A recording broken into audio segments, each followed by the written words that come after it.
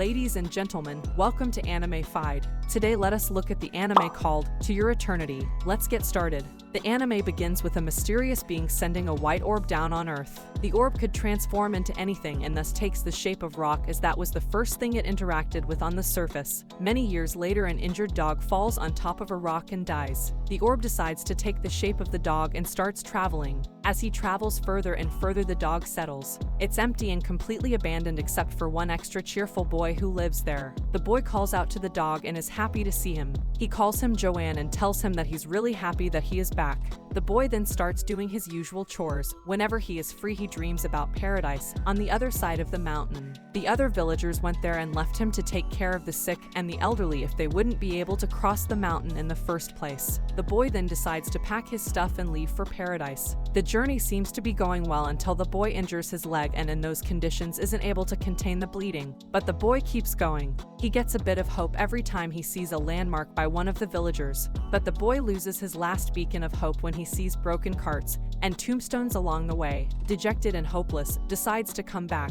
However, his injured leg keeps getting worse and worse without proper treatment. The boy finally dies, and the dog then takes the shape of the boy and decides to live his life just like the boy had wanted to. The orb, now in the shape of the human from before, travels south to wander in the so-called paradise that the boy had mentioned. Since he doesn't know how to live or survive as a human being, he dies over and over again. Sometimes he dies to giant bears, something a normal human would be able to avoid dying to. Sometimes he dies due to starvation or injury. But since it's an alien life form, it keeps regenerating itself over and over again. Meanwhile, a girl that goes by the name of March is about to be sacrificed by a nearby village to a god named Anaguma. Guess this March won't even last as long as February. However, the little girl has some friends, one of whom helps her escape as she's being carried up the mountain to the sacrificial altar. The friend's name is Perona, and despite her efforts in freeing her, March is still pursued by many villagers. However, they get scared and run off as March comes across the orb while it's regenerating. After a while, March starts feeding the boy some fruits. The boy devours them like a feral beast, which is somehow cute to the little girl. Children do have weird tastes. As the two rest in a quiet place, March starts getting nightmares about his little sister and friend getting sacrificed in place of her. She gets scared and wakes up. She decides to go back to the main road so that she can be captured again by the villagers, but the boy follows her because he somehow feels that he's around her. March then jokes about being his mother, as Perona is captured for letting March flee. The giant bear attacks the villagers guarding her. Perona uses this chance to cut off her ropes with a knife she had been hiding and frees herself. But the bear isn't picky about what he eats, so he starts attacking Perona too. In an attempt to escape from the bear, Perona falls down a cliff. March tries to teach the boy how to say thank you, but it doesn't seem to work. Heisei leads a search party along with the other villagers who were carrying March up the mountain. They find the pair as they are dilly-dallying in the mountains. Heisei feeds March some drugged jelly and carries her over to the sacrificial altar. And so March is tied to the sacrificial altar. The giant bear soon reappears as the sky isn't getting anything to eat today. Heisei and the others assume that the bear is on Aguma and back off so that the bear can feast on the little girl, and their sacrifice is completed. But Perona comes to the rescue. Perona tries to fend off the bear, but passes out after getting hit by an attack from the bear. Later on, the orb comes to save March and transforms into a wolf.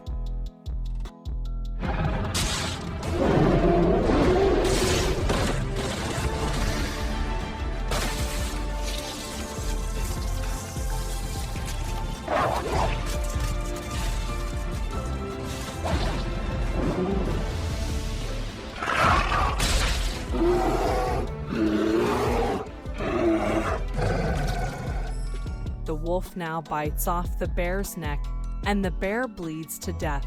Heisei declares that if they all follow her to the nation of Yanom, they all can be spared. They agree, and the wolf finally utters the words "thank you" from its mouth. Perona, March, and the wolf, now named Fushi, accept Heisei's offer and continue their long and arduous journey toward the land of Yanom. At first, it all seems to be going well as Heisei appears to be kind and lets them have fun on the way. Everyone gets to eat different kinds of foods and can fully take in the relaxing atmosphere of the trip. The atmosphere seems too relaxing for people who were just trying to kill each other earlier. However, the joy is short-lived as Heisei drugs everyone secretly and they all fall asleep. Fushi then wakes up in prison getting tortured over and over again by prisoners just to confirm if he is immortal or not. He gets hurt so bad that he learns a new phrase. He learned how to say it hurts. Fushi transforms into a wolf and runs away, but he is hit by a poisonous arrow and starts limping from the pain.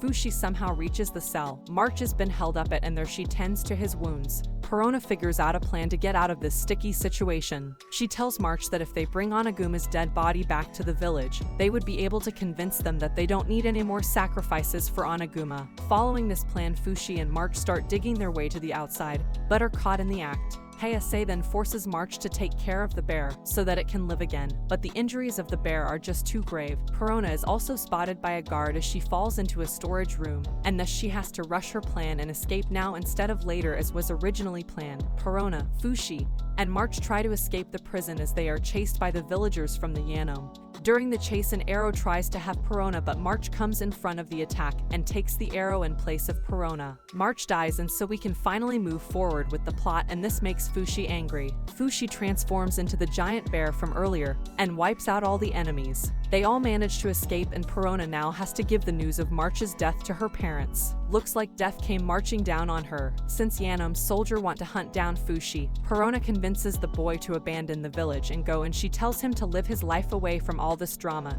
and Fushi reluctantly agrees. As Fushi is escaping, one of the villagers tries to shoot him down with an arrow, but Perona comes to the rescue as she shoots the hands of the shooter. Before they could take Fushi down, Fushi escapes into the forest and is then shown to take on the form of March. Fushi continues his journey through the forest. On his journey, encounters Elder Purin. Once again, the last time both of them were together was when they were attempting to flee the prison. Prison buddies stick together. The elder welcomes Fushi with open arms and teaches him how to speak. When he shows some intent on learning about writing, after a while, Fushi learns to speak with the elder more or less, as he is now able to form full sentences. However, Fushi's sentences still come out of it slower than normal. He wasn't the brightest orb, but he sure is smarter than a lot of humans. Fushi, now being able to speak, narrates his life story to the elder. He tells her about how he came to Earth, how he met the boy, and how he came to know March. Later, Fushi and Purin arrive at Takanaha, a country that is at war with Yanome. They're here in search of Purin's lover. As they peacefully camping out at night, they're attacked by a mysterious creature that takes all Fushi's memories away, converting him back to his old form. Fushi's creator, the Beholder, appears, and with his guidance, Fushi is able to defeat the creature. He then tells Fushi that they aim to protect humanity, and that there are creatures who are going to stop him from completing this mission. At the end of the episode, they finally arrive at the house of Purin's lover. Our travelers meet a small boy named Gugu. Gugu wears a mask on his face and is quite a lively child, but like every other lively child, he has a dark past. Gugu used to live with his older brother, but his older brother abandoned him. He then finds himself in a very tragic and very serious railroad accident that completely destroyed the structure of his face. Gugu is saved by Purin's lover, who goes by the name of Booze Man. Gugu is now forced to wear a mask to hide the structure of his face. Gugu hops from shop to shop to find work to live. At this time that Purin and Fushi reach the restaurant owned by Booze Man, where they meet Gugu. Fushi and Gugu interact with each other several times, establishing a decent relationship.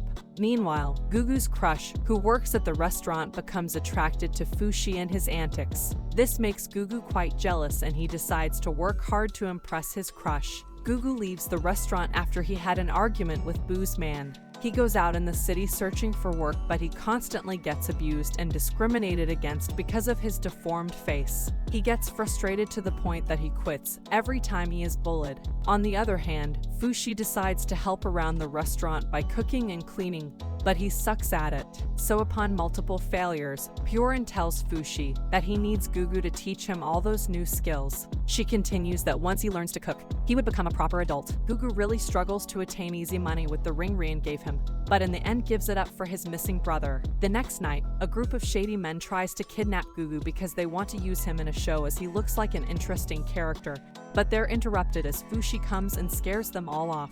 Fushi and Gugu make up as Fushi asks for Gugu's help in teaching him chores and cooking, and thus they both become friends. As Fushi saves Gugu and the two become friends, Fushi finally manages to make some decent food and he feeds it to Gugu. Fushi and Gugu then discuss the concepts of life and death, and Fushi tells him that he can take the form of anyone who dies in front of him.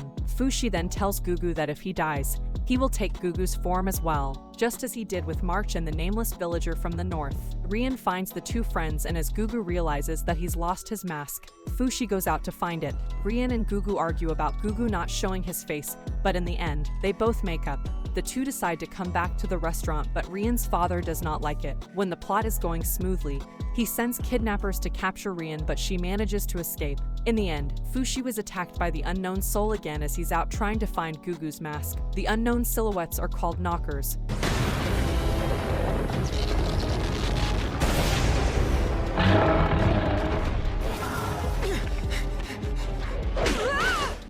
Fushi tries to fight the knockers off, but he is defeated by them. As they are about to deal with the finishing blow, Gugu comes to the rescue and uses fire to defeat the knockers. He was taught how to use fire by Boo's man. Afterward, Gugu returns to the restaurant along with Fushi and teaches Fushi everything he wants to know, whether it be about cooking or cleaning or anything else. 4 years passed and Fushi is now finally settled in with his new family.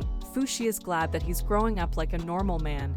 He is also happy that he is naturally growing facial hair. However, since nothing goes too well for too long in this show, the Beholder shows up again and tells Fushi to abandon this area and go somewhere else to train his powers to prepare for the knockers. But Fushi denies it and says he needs Gugu. Rian's 16th birthday arrives, but she is not happy about it since she has been promised a man for marriage who is 4 years older than her. Rian doesn't want to marry that man, and as she is trying to figure out how to get out of that sticky situation, a drunken Gugu comes and confesses his feelings for her. This is it for this video. There will be part 2, which will be uploaded soon or will be pinned in the comments as soon as it is out. So make sure to subscribe. Thanks for watching.